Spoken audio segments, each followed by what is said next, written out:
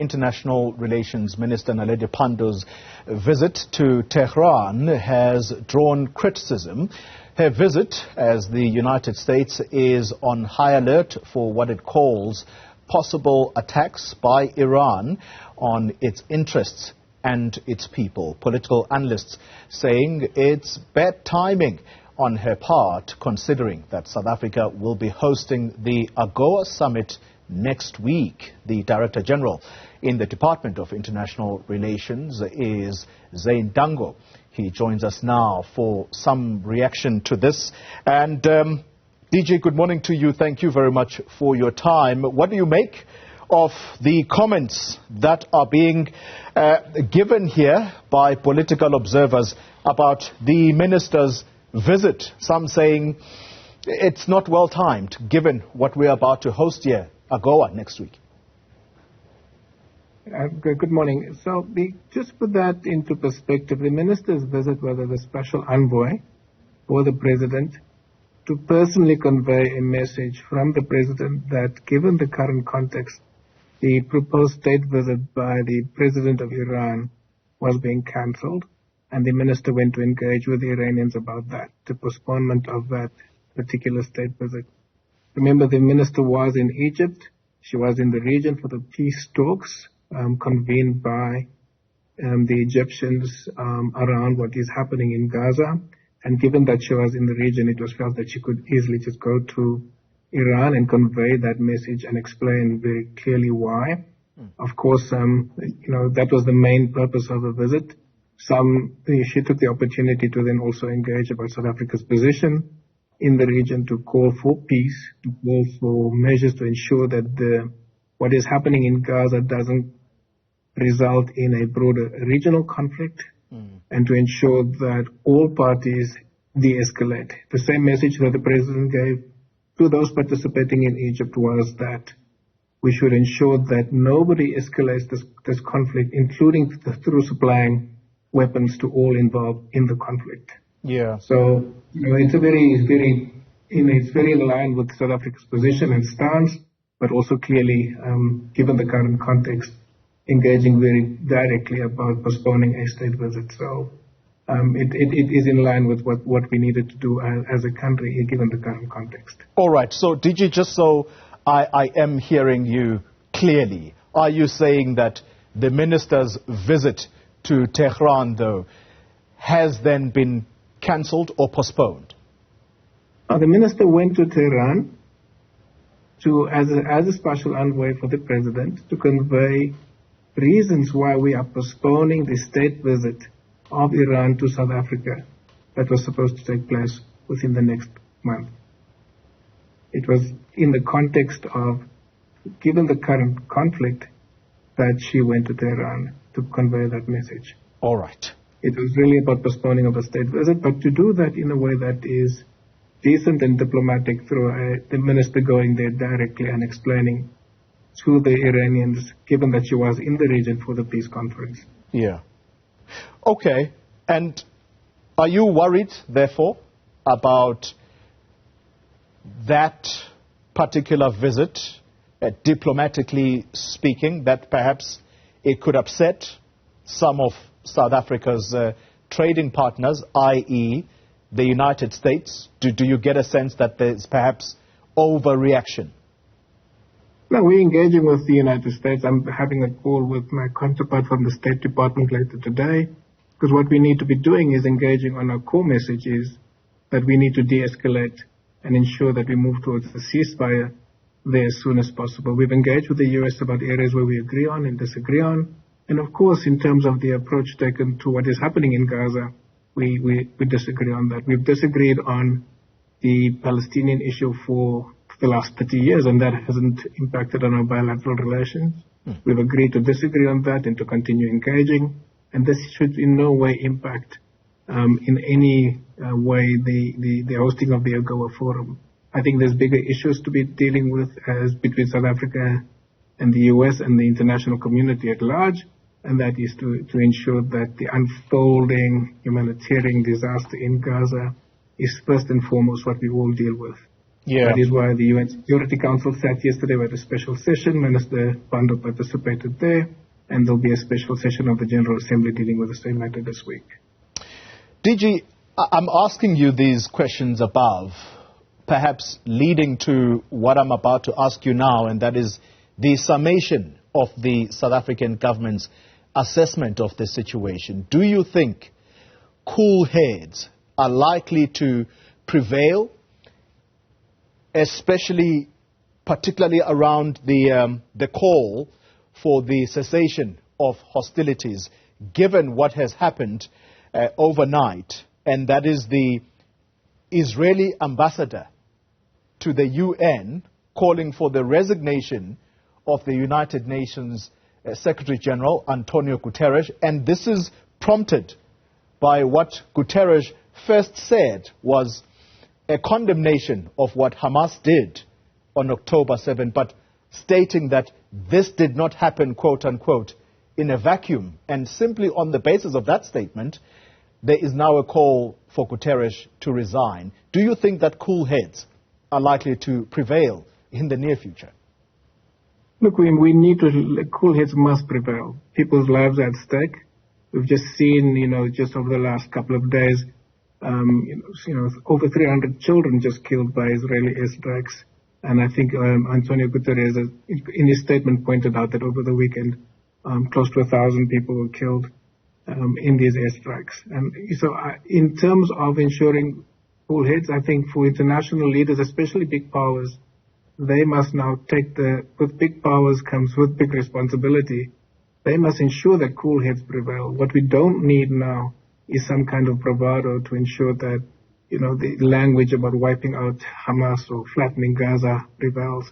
That will just lead to a genocide.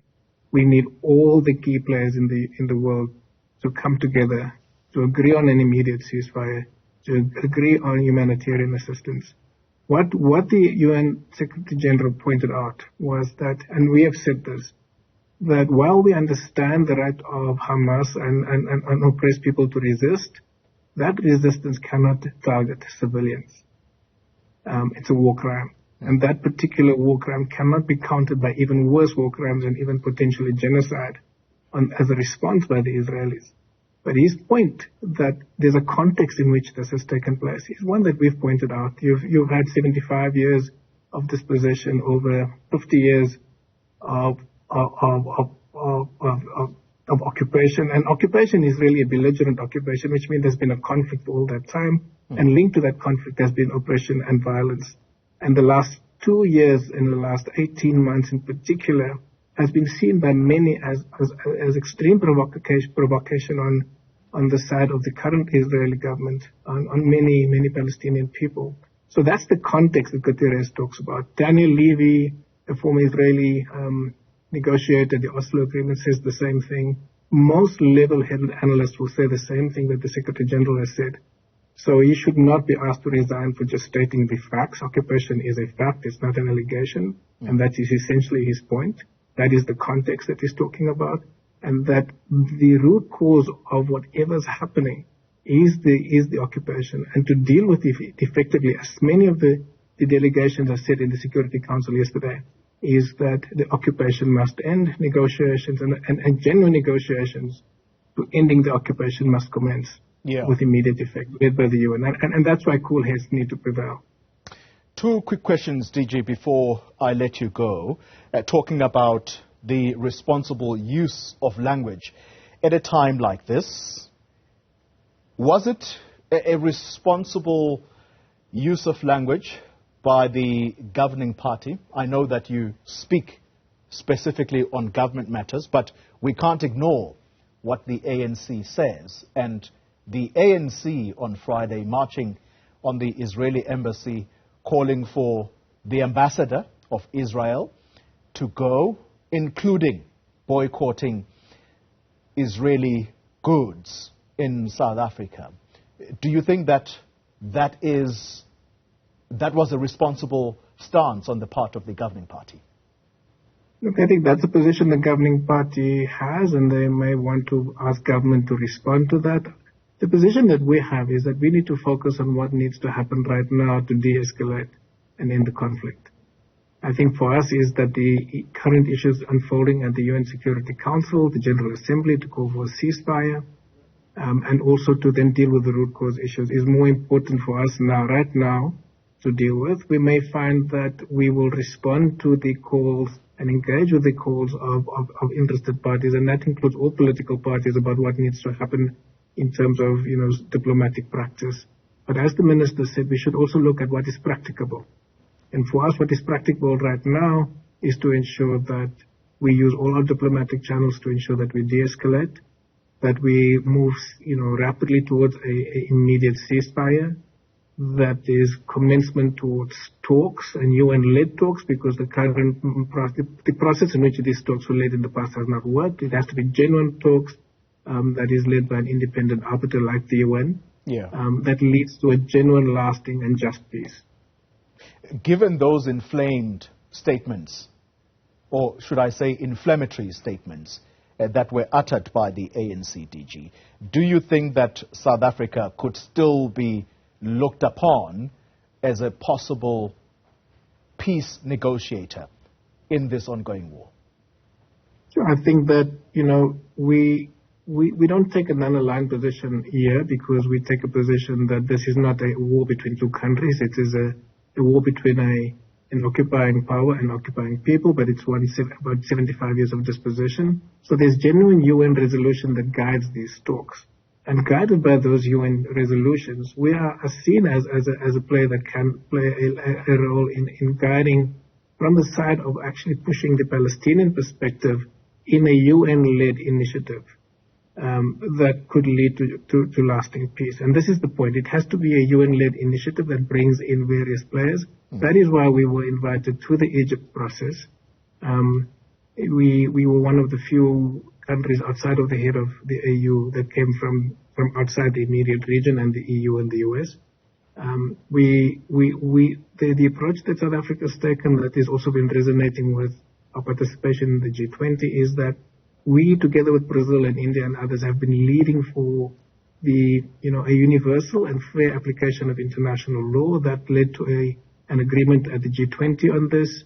It led to an agreement based on the fact that we've sort of worked with the international community to accept that you cannot have the annexation of land through the use of force in the instance of Russia-Ukraine. The same applies in Palestine. And that is why, because we come from a principled position rather than from a geopolitical positioning, we are seen as a credible player, and we are invited to the table to talk about this issue. Final question to you, sir. The AGOA summit is upon us. A lot has happened in the intervening period.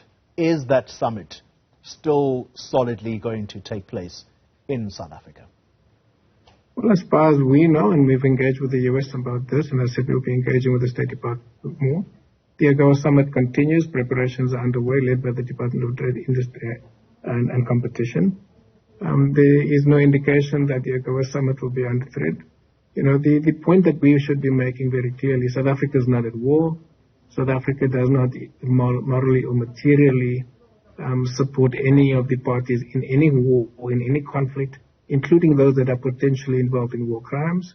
South Africa has essentially been one of those voices pushing for peace, and pushing for peace and de-escalation should not be one that is seen as being politically threatening to any particular party or entity.